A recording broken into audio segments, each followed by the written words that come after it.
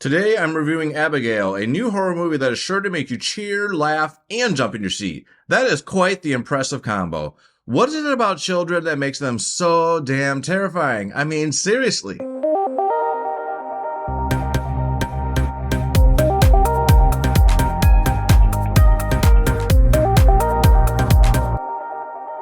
Okay, so as I mentioned, this movie is called Abigail, and it is directed by the directors of the two recent Scream movies, Matt Bettatelli-Oplan and Tyler Gillett. This movie stars Marissa Barrera, Dan Stevens, Alisha Weir, Kathryn Newton, the late Angus Cloud, and Kevin Durand. From the moment I saw the trailers for this movie, I was immediately intrigued. I thought the idea of a bunch of people attempting to kidnap somebody only for that person to end up being a vampire was quite hilarious, quite funny, and very ironic because, you're kidnapping somebody. It's hard to feel bad for you when you are committing a crime, right? Alright, so as I just said, this movie is about a bunch of people who may or may not be mercenaries. I'm not really sure, but they all definitely have their own skill set, and they are hired by somebody, Gus. They're hired by Gus from Breaking Bad. Okay, Gus is here, and he hires them to kidnap this girl who is the daughter of a wealthy man with the hopes that he will pay lots and lots of money to get his daughter back.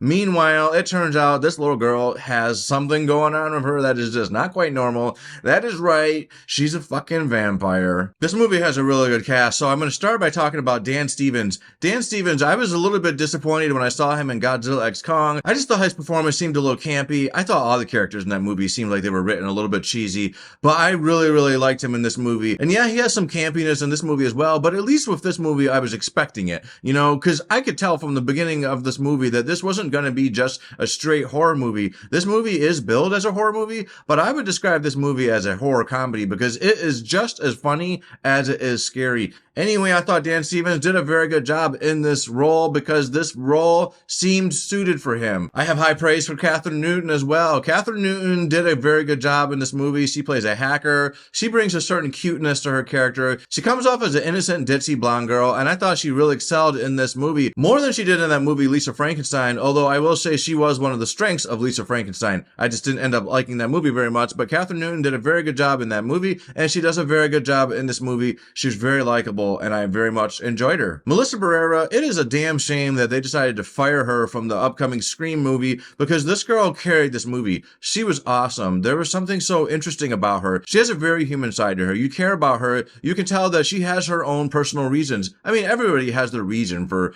holding somebody hostage. You're doing it because you need money, and you must be pretty damn desperate if you're doing that because that is a crime, and you get to know more about her character, and I felt like she did a good job bringing out this empathetic character and making you feel sorry for her, but also just entertaining you. She controls the room often. She is a badass. She has a very good dynamic with this cast, and I think it's a damn shame that they lost her in the new Scream movie because she is awesome. But I wish her good luck, and I'm sure her career is going to continue to flourish. It'd be very weird for me to review this movie without talking about the elephant in the room, or should I say the vampire in this room, and that is Abigail, played by Alisha Weir, who, by the way, brings a very good charm and just overall does a very good job with this character. She knows how to play the cute little girl, but then she also knows how to turn on the vicious, blood-sucking vampire girl that hunts these people down throughout this movie. She has a hell of a potty mouth on her, by the way. It is always a little weird when you hear a little kid saying some of the stuff that Abigail says in this movie, but it is called acting, and for the money, I'm pretty sure the parents are fine with it. Angus Cloud plays a burnout character in this movie. I'm not really sure how similar his character is to his character in Euphoria because I've never seen Euphoria,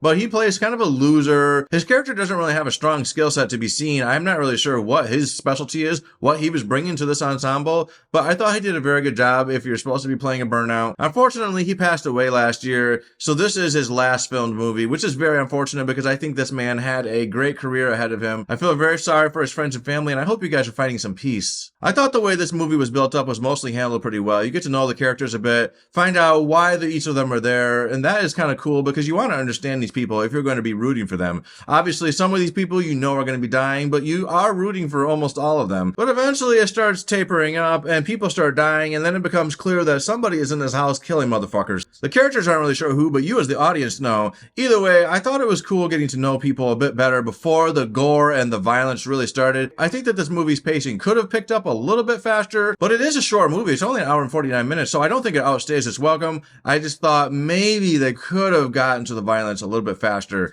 But that is a small gripe, because this movie does such a good job of its characters and its humor that you don't mind spending a little extra time with these people before they start getting killed. And there is so much blood and guts in this movie. It is thoroughly entertaining. If you are looking for lots of gore, if you like seeing red corn syrup splattered all over the place, this movie has a lot of that. I'm not really one to get like a sick stomach, so I wasn't like covering my mouth and about to puke, but there's a lot of gore in this movie, so you have to be prepared for that. What can I say? I like playing with my food. So this movie has a very good cast. I love the way it was directed. It is funny. It is scary at times. You are rooting for these people, and you get to see a little girl who is a vampire ballerina ripping through bad guys in a bloody, gory fashion.